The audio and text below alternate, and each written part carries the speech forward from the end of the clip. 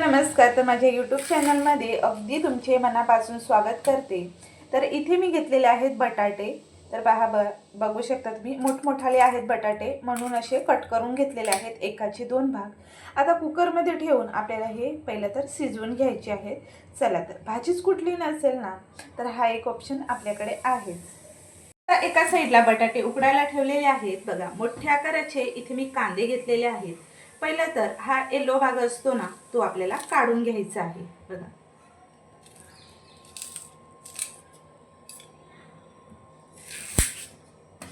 एकदम पातळ असा चिरायचा आहे हा कांदा.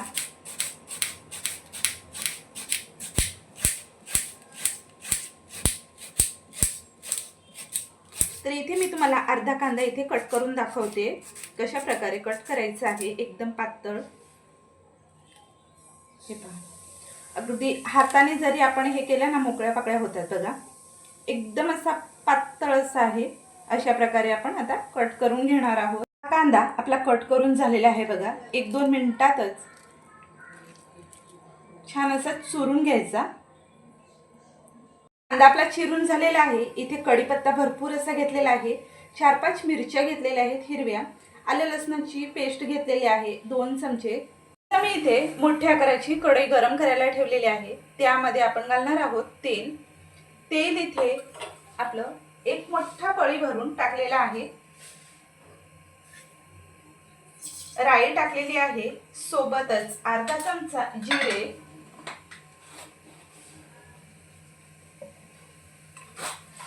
चिमूटभर हिंग,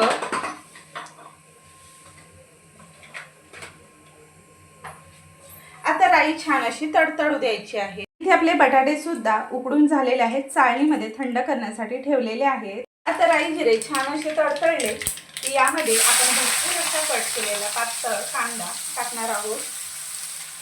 त्याचबरोबर कढीपत्ता तेलामध्ये पहिलाच का नाही टाकला, कारण की धुवून घेतला होता आणि मग फोडणी वर उडते. त्याचबरोबर इथे मी मिरच्या सुद्धा घातलेल्या आहेत. आलं लसूणची पेस्ट सुद्धा घेतलेली आहे. आता आपण कांदा नरम होईपर्यंत आपल्याला हा फ्राय करून घ्यायचा आहे, छान असा गुलाबी कलरचा होईपर्यंत.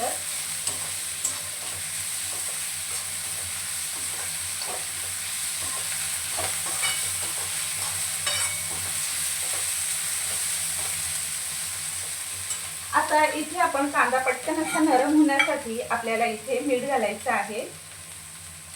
मीठ सुद्धा मी इथे चवीनुसार घालणार आहे. परत एकदा मिक्स करून घेते.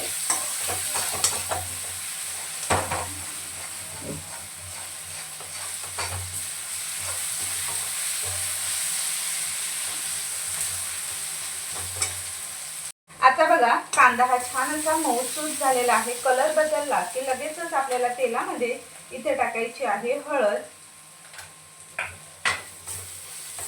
मिक्स करून घेऊया, म्हणजे रंग खूप छान येतो. इथे आपण बटाटे बॉईल करून घेतलेले आहेत, सोलून सुद्धा घेतले. आणि आपल्याकडे स्मॅशर वगैरे असतं किंवा पहिलेच तुम्ही स्मॅश करून घेतलेत ना, तरीही इथे चालणार आहे.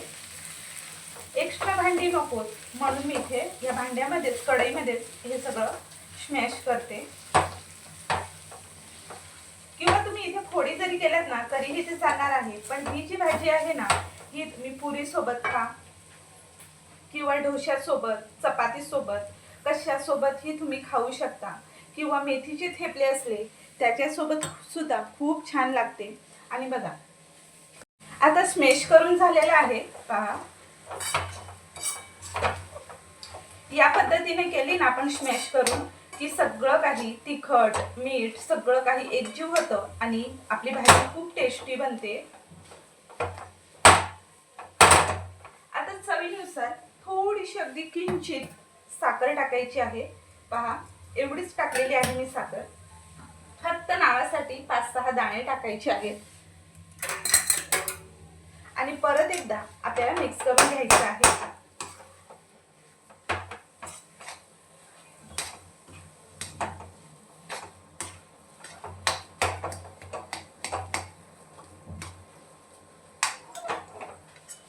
आता छान अशी एक वाफ द्यायची आहे कडकडून.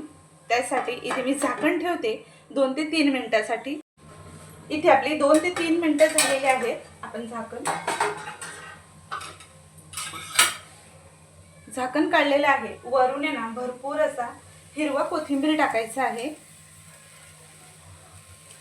आणि परत एकदा मिक्स करून घ्यायचं आहे.